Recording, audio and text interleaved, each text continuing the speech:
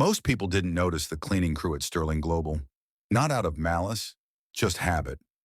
They arrived in the hushed hours before dawn, pushing carts laden with the tools of invisibility, changing trash bags, wiping down conference tables, blending into the background like elevator music. They were the silent architects of order, ensuring the stage was set for another day of high-stakes corporate drama. But what if the background held a secret? What if the most extraordinary talent in the building wore a uniform designed to make them disappear? Monday morning in downtown Denver, Colorado. The company's main lobby is now a whirlwind of activity. Shoes clack against tile, phones buzz with urgent messages, voices discuss deadlines, and coffee cups are clutched like sacred artifacts.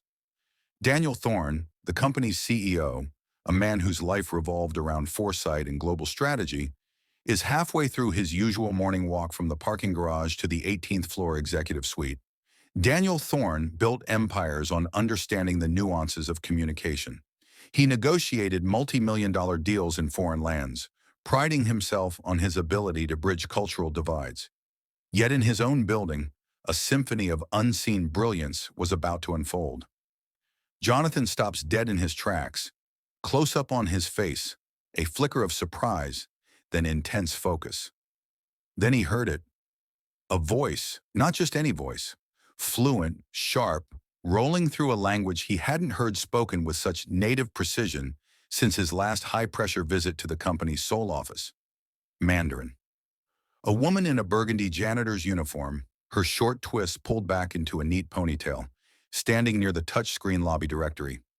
She's mid-conversation with an older man, clearly a distraught international visitor, who looks confused and relieved all at once. Her gestures are calm, reassuring, her voice warm and firm as she directs him toward the elevators. Thorne narrowed his eyes. He'd seen her before, a fleeting presence in the halls after late meetings, always polite, always quiet, never making eye contact unless directly addressed. Her name? A blank.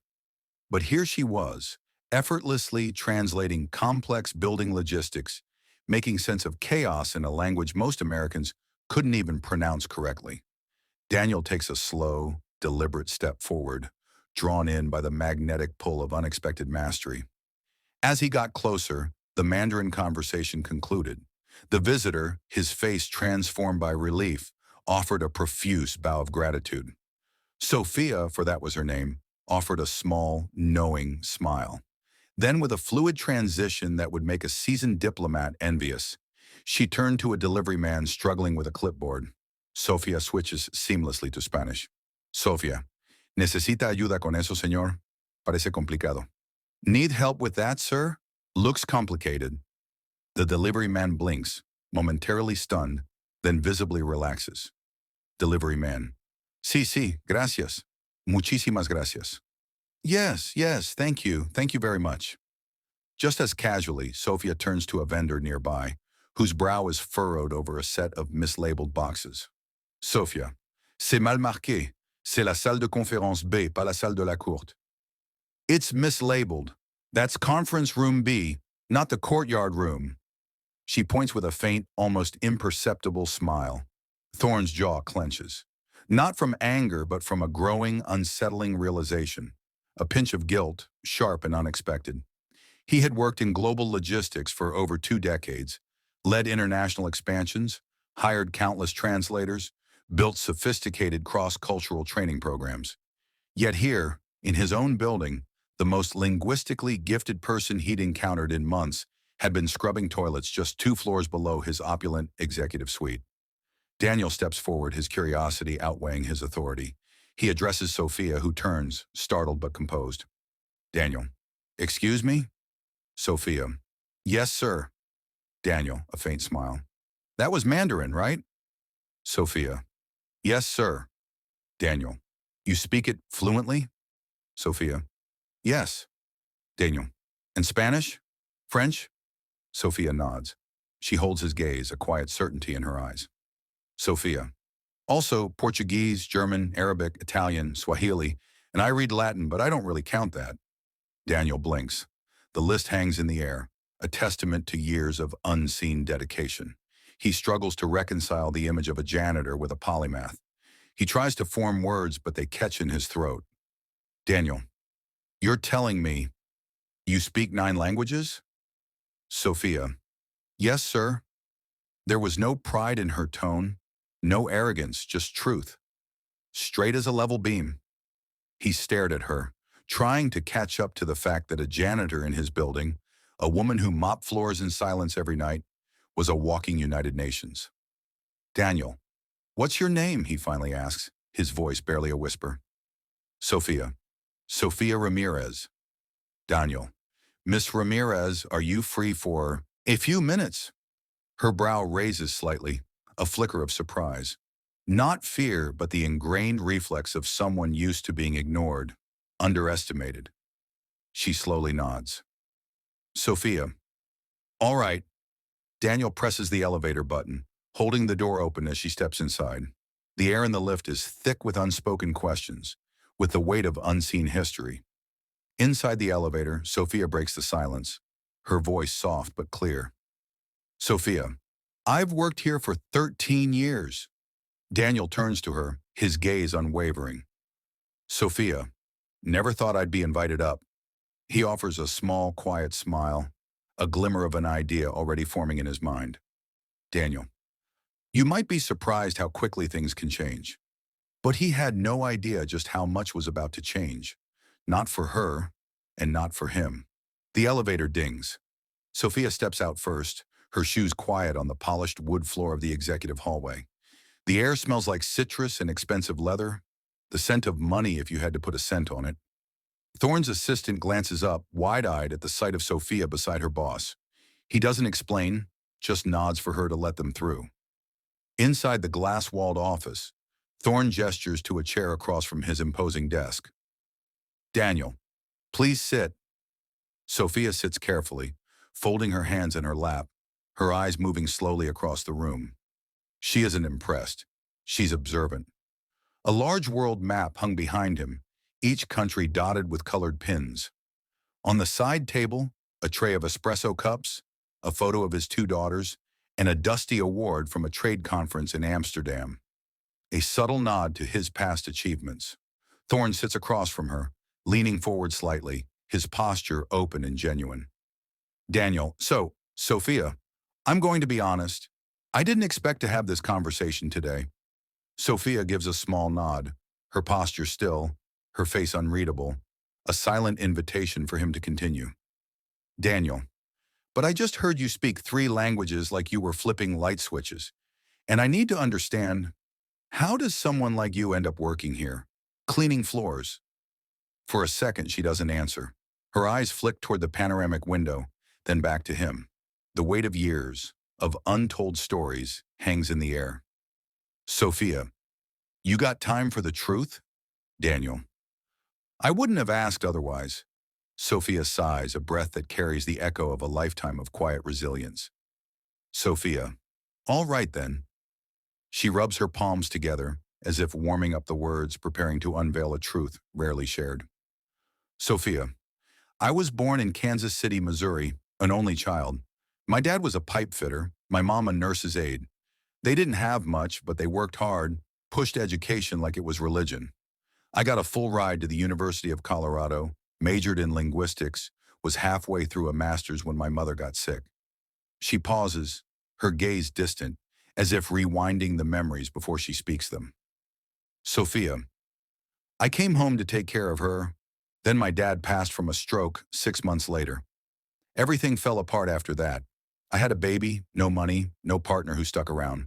So I worked whatever I could find.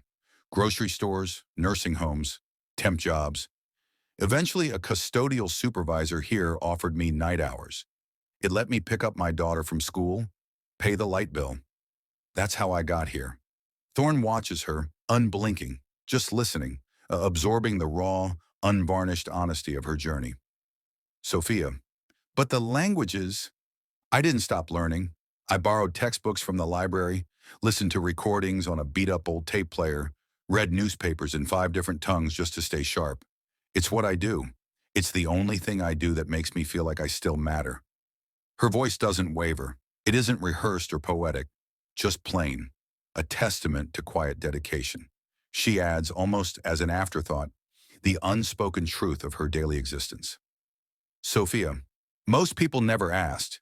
They saw the uniform and assumed. That last word hangs in the air. Assumed. A heavy, unspoken accusation not leveled at him, but at the world. Thorne sits back in his chair, the weight of her story settling into his chest like a stone. He feels a profound regret, a sharp awareness of the talent his company had been unknowingly squandering for over a decade. Sophia clears her throat, bringing him back. Look, Mr. Thorne, I'm not saying this to make anyone feel bad. I'm not bitter. Life happened. I did what I had to do. I still do. But you asked, and that's the answer. He exhales slowly. Sofia Ramirez was brilliant. That much was obvious now. But she wasn't asking for pity or even a handout. She was giving the truth, clean, clear, and a little heartbreaking. Daniel, you ever think about doing anything else? She gives a small shrug, a weary gesture. Sophia, sometimes, but it's hard to dream when your rent's due. Silence falls again, but it is different now. Denser, full of something unspoken, but powerful. Thorne reaches for his notebook, jots down a few lines. Sophia's curiosity finally breaks through her composure. Sophia, what are you writing? Daniel. He looks up, a faint, almost conspiratorial smile playing on his lips. Ideas. But one idea in particular was already forming in his head. And it wasn't small. The conversation with Sophia stuck with him all day, even through demanding budget reviews and critical vendor calls. Daniel Thorne's mind kept circling back to that morning, to Sofia Ramirez, her calm voice, the quiet way she'd listed 9 languages like they were nothing.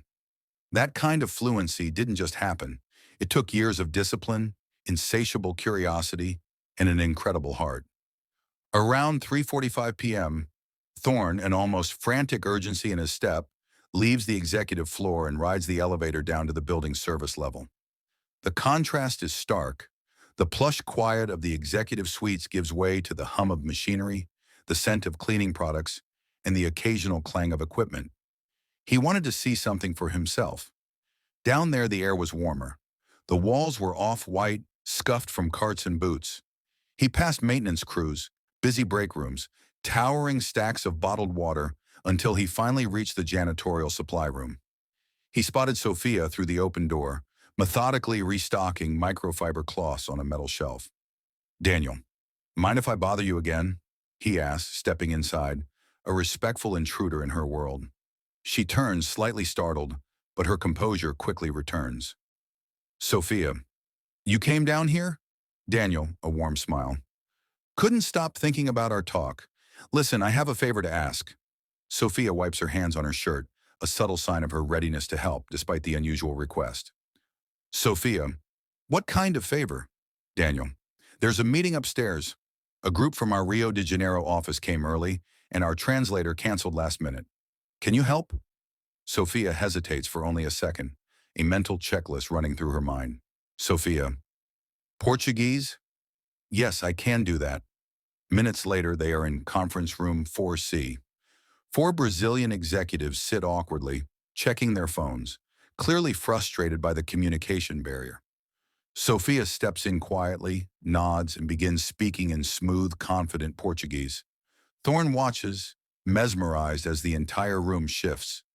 Shoulders relax, furrowed brows unfurrow, eye contact sharpens. Sophia isn't just translating words.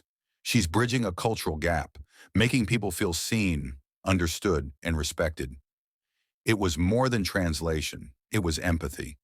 When one of the visitors cracked a joke in Portuguese, Sophia responded with a laugh and a return joke that had them all chuckling.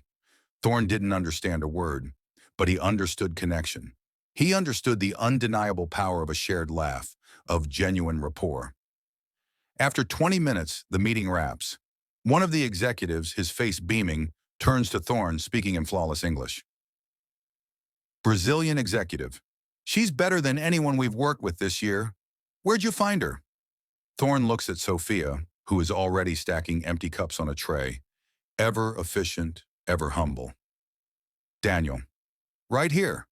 Back in the hallway, he catches up with her, a new sense of urgency in his voice. Daniel, you ever do professional translation before? She shakes her head, a hint of wistful resignation in her eyes. Sophia, just help folks out in hospitals, government offices, things like that. No certificate, no time for school. My daughter needed me more. Thorne nods, a deeper understanding settling over him. Daniel, and where is she now? Sophia, she's 26, nurse in Phoenix, paid for school herself, stubborn like her mama. They both smile, a shared moment of familial pride. For a second, it doesn't feel like CEO and janitor. Just two people talking about life, about sacrifice, about the quiet triumphs that often go unnoticed. They return to the service level where Sophia clocks back in. She has 2 more floors to clean before shift change, but before she leaves, she says something that sticks with him. Sophia, I didn't do anything special today. He looks at her, eyebrows raised, a challenge in his eyes. Daniel, that's not how it looked to me. She gives him a small, enigmatic smile and walks off, disappearing into the fluorescent-lit corridors. That night, Thorne sat in his car for a long time before driving home. He thought about everything. The relentless pressure to grow the company, the investor meetings, the endless discussions on diversity and untapped talent. All this time they'd been looking outside, recruiting globally, searching for new blood. But sometimes, the gold was already in your backyard, and once you realized that, the real question became, what were you going to do about it? The next morning, Sophia's badge beeps at the wrong time. She has just finished wiping down the east lobby when her supervisor, Mark, a burly man with a perpetually tired expression, taps her on the shoulder. His look isn't exactly annoyed, but it isn't normal either. Mark. Hey, Sophia, Mr. Thorne asked to see you again. Sophia blinks, a flash of apprehension in her eyes. Sophia. Did I do something wrong? Mark.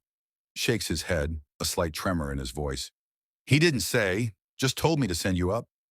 Sophia cleans her hands on a towel, a familiar ritual, then follows the same path she'd taken the day before. Only this time, everyone in the building seems to notice her. People she passes look up. Some whisper. One of the receptionists even gives her a polite, knowing smile, as if she knows something Sophia doesn't. A subtle shift in the office's atmosphere begins. When she walks into the executive suite, Thorne stands near the window, sipping black coffee, staring out at the skyline. He appears deep in thought, a man on the precipice of a momentous decision. Daniel, come in, he says, not turning around yet, allowing the suspense to build. Sophia stands quietly by the door, her heart thumping a quiet rhythm against her ribs, until he faces her, his gaze steady and determined. Daniel, I've been thinking, he says, placing his mug on a coaster, about talent waste. How many people never get a shot? Not because they're not good, but because nobody looks twice. Sophia says nothing. She doesn't trust easy praise. She'd seen too many people talk big and do little. Daniel, I want to create a new position, he continues, his voice firm, resolute. One that didn't exist before. Something this company badly needs, even if we didn't know it. Now Sophia furrows her brow, a spark of genuine curiosity overriding her cautious detachment. Sophia. For what, Daniel? Cultural liaison for international affairs. Someone who can speak the languages, read between the lines, handle visitors, vendors, documents, all the global touch points that we're constantly fumbling through. Sophia's mouth opens, but no sound comes out. The weight of his words, the sheer audacity of the proposal, momentarily overwhelms her. Daniel, you're qualified, probably more than most of the people in our leadership team, honestly, and you've already proved you can handle it with grace, patience, and brains. She stares at him, eyes narrowing slightly, an ingrained skepticism battling with a blossoming hope. Sophia, this real? Daniel, as real as it gets. Sophia, I don't have a college degree. Daniel, you have something better. Lived experience, commitment, and fluency in 9 languages. You think I care about a piece of paper? She shifts her weight, still unsure. still searching for the catch. Sophia, why me? He looks directly at her, his answer direct and unwavering. Daniel, because I watched you solve 3 problems in 3 languages before 9 a.m. yesterday. And because I'm tired of walking past people like you, people doing twice the work for half the credit. Sophia crosses her arms, a familiar shield. Sophia, you know what people are going to say. Daniel, I don't care. She stares at him a long moment, then lets out a slow breath, a deep sigh that seems to release years of unspoken frustration and quiet longing. Sophia, I've never had an office job, she says, her voice almost a whisper. Never had a title. Daniel, you'll learn fast. Sophia, I don't have a wardrobe for this kind of thing. Daniel, I'll have HR send a clothing stipend. She gives a dry chuckle, a hint of genuine amusement finally breaking through. Sophia, you thought of everything, huh? Daniel, I'm trying. A long, expectant pause stretches between them. Then Sophia asks softly, a practical concern surfacing amidst the enormity of the moment. Sophia, what about my shift downstairs? Who replaces me? Thorne smiles, a warmth in his eyes that reaches hers. Daniel, we'll find someone, but no one can replace you. For a long time, neither of them speaks. She looks down at her hands, then back at him, her eyes searching for any sign of artifice, any hint of a hidden agenda. Sophia, you sure this isn't some kind of favor? He shakes his head, his gaze unwavering, reinforcing his sincerity. Daniel, this is overdue recognition.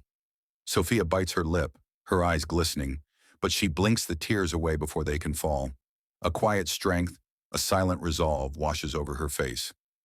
Sophia, all right then, she says, her voice firm, clear, brimming with newfound purpose. Let's see what I can do. He extends his hand. She shakes it. It isn't just a handshake. It's history being rewritten.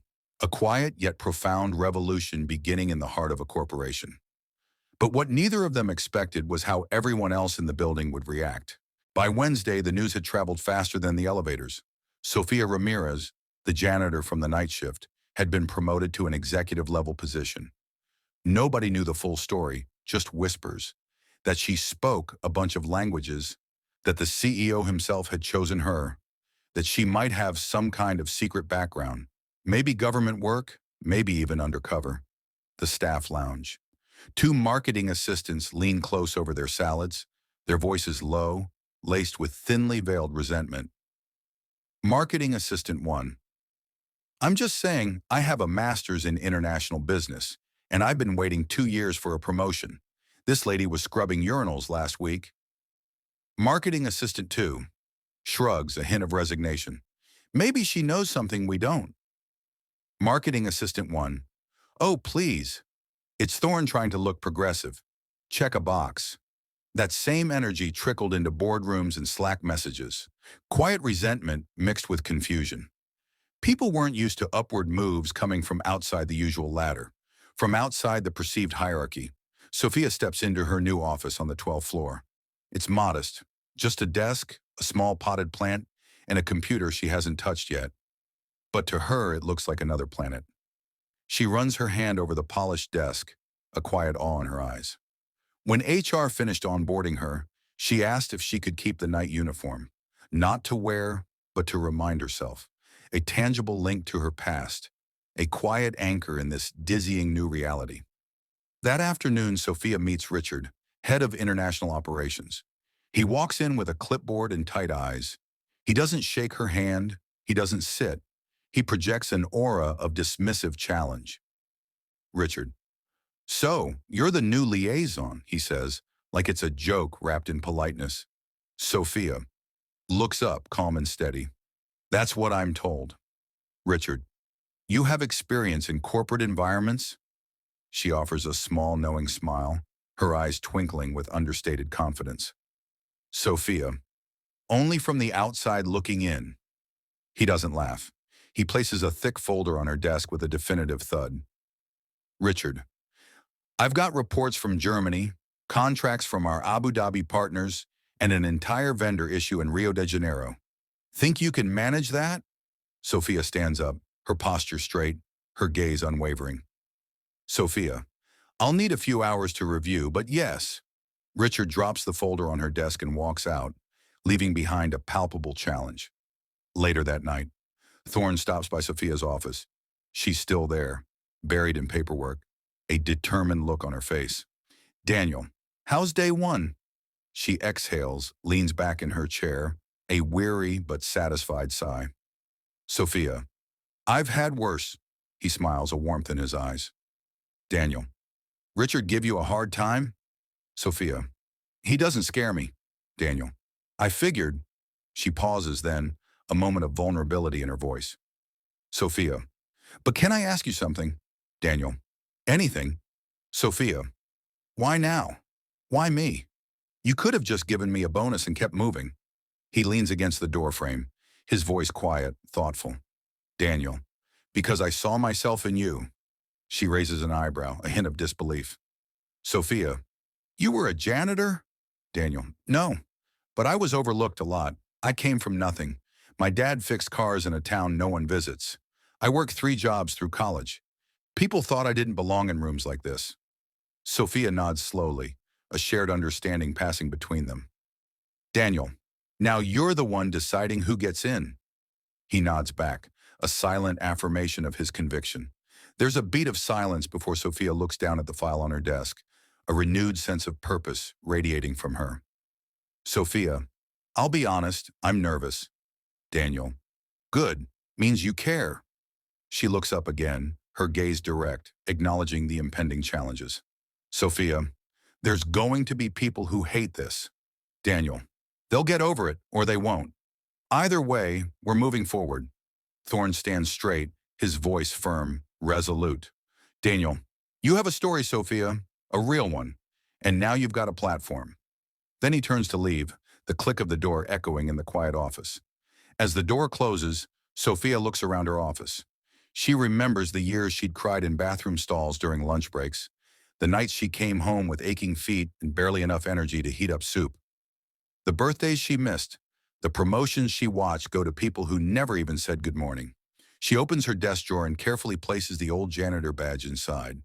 Not to forget, but to remember exactly what it took to get here. But this story wasn't just hers anymore, and the spotlight was about to grow much brighter. By the end of the week, Sophia's nameplate was mounted outside her office. Black letters on brushed steel, Sofia Ramirez, Cultural Liaison, International Affairs.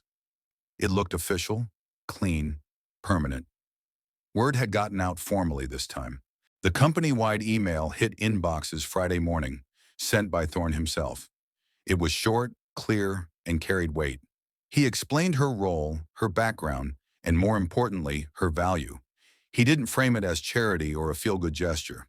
He made it clear she was the best person for the job. Period. But that didn't stop the noise. Some managers grumbled under their breath. Others, however, softened up once they saw her in action. She navigated conversations with foreign clients better than the most expensive software. She corrected mistranslations in old contracts that had cost them money for years. And she never showed off. She just worked quietly, smoothly, better than anyone had expected. Monday, Sophia is asked to join a critical meeting with a delegation from Egypt. The company's North African expansion had been stuck for months over crippling miscommunication and deep-seated mistrust. She walks into the room in a soft beige blazer, sits at the table, and introduces herself in fluent Egyptian Arabic. The room changed. You could feel it, the almost tangible shift. People leaned in, they listened, because when someone speaks your language, you don't just hear words. You hear respect. You hear authenticity. You hear that you matter. After the meeting, one of the Egyptian partners, a dignified man with kind eyes, approaches her privately. He touches his chest gently, a traditional sign of profound gratitude. Egyptian partner. No one's ever done that for us, he says, his voice thick with emotion. Not in our language. Not like that. Sophia nods, a gentle understanding in her eyes. You matter. That's all. Scene. By midweek, Thorne makes another quiet, impactful move. He renames the company's main training room, where all new hires gathered for orientation and mid-level leaders held workshops. The old generic plaque outside the door is taken down. In its place, a new one, bold, elegant letters, the Ramirez Room. No big announcement, no fanfare, no party. Just a quiet sign and a shift that meant more than flowers or cake ever could. It was a statement, etched in steel, that greatness could be found in the most unexpected places. Later that afternoon, Thorne stands outside the renamed room, watching as a new group of interns files in. He hears one of them whisper curious. Intern 1. Who's Ramirez? A senior staff member, a woman who had once been skeptical, now answers with pride in her voice. Senior staff member. She's someone who reminded this place that brilliance doesn't always come in a suit. That same day, Sofia finds a sealed envelope on her desk. No return address, just her name. Handwritten in block letters. Inside a note. It read, I used to think I'd be invisible forever, but today I stood a little taller because of you. Thank you. No signature, just proof that people were watching, people who desperately needed to see what was possible. Sofia sits there, staring at the words, her throat tightening. She doesn't cry. She doesn't need to, because that was the moment she realized this wasn't just a job. It was a door. A door open not just for her, but for countless others. But not every door stays open without a fight. And someone was already planning to push back. The backlash didn't take long to show its face. Late Thursday, Sofia was called into a meeting, not by Thorne, but by someone higher up, Catherine Hayes, a senior board member who'd flown in from Dallas, a woman who had been with the company since the 90s. Sharp suits, sharper tongue, and an unshakable belief in traditional corporate structures. Scene. Sofia walks into the small, sterile conference room on the 17th floor, where Catherine waits with a stack of papers and a flat, challenging stare. Catherine. Have a seat, she says without looking up, her voice clipped. Sofia sits, her posture composed, ready for the confrontation. Catherine taps her pen twice, a deliberate, intimidating gesture. So, Miss Ramirez, I've reviewed your file. You have no college degree, no previous corporate training, and no management certifications. Sofia doesn't flinch, her voice calm and steady. That's correct. Catherine folds her hands, her gaze piercing. You were a janitor here 3 weeks ago. Sofia. I was. Catherine leans back in her chair, a hint of disdain in her tone. Help me understand how someone with your background is now handling high-level international affairs. Sofia holds her gaze, her answer delivered with quiet power, backed by irrefutable results. Sofia. Because I speak the languages, I understand the cultures. I've already fixed 2 vendor contracts and cleared a 3-month delay in our Egypt deal. I also helped secure a verbal agreement with our Brazilian partners that legal is finalizing next week. Catherine purses her lips, a flicker of surprise in her eyes. That was the first time Sofia had seen her hesitate. Sofia, you think this company should be run on instinct and charm? Sofia, no ma'am, I think it should be run on results. Catherine blinks, caught off guard by the blunt, irrefutable logic. Sofia presses her advantage, not with aggression, but with quiet conviction. Sofia, I don't need to be liked, but I do need to be useful, and I am. Catherine stands, slowly closing the folder, acknowledging, begrudgingly, Sofia's unassailable points. Catherine, you're a gamble. Sofia, I'm used to that, Sofia says quietly. A lifetime of navigating uncertainties distilled into that single sentence. My entire life's been one. When the meeting ends, Sofia doesn't return to her office right away. She walks out of the building and sits on a bench across the street, staring at the gleaming glass tower she now worked in. So many years she had walked past that building, wearing the same uniform, carrying cleaning supplies, wondering if anyone saw her. Now they all did, and some didn't like it. But that was their problem, not hers. She pulled out her phone and called her daughter. Daughter. Hey, Ma, her daughter answers, a note of concern in her voice. Everything okay? Sofia hesitates, then nods to herself, a quiet resolve settling in her heart. Sofia. Yeah, just needed to hear your voice. Daughter. You sure? Sofia. I'm sure. They talk for a few minutes, mostly about nothing. Groceries, her daughter's dog, a new movie she wanted to watch. But just hearing her daughter's laugh, a clear, resonant sound, steadied Sophia. After they hung up, she sat in silence for a moment, absorbing the calm. Then, with a renewed sense of purpose, she stood up, walked back across the street, and rode the elevator to her floor, ready to face whatever came next. By the next morning, word of the Catherine Hayes meeting had somehow spread, and to everyone's surprise, Sophia didn't back down.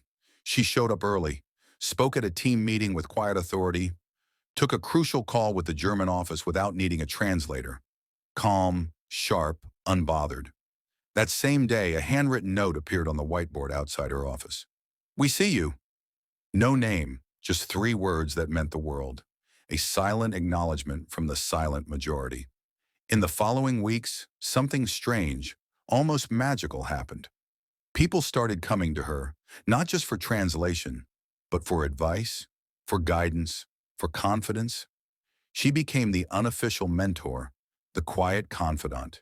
She'd sit with anxious interns, offering sage tips before big presentations, and she never talked down to anyone.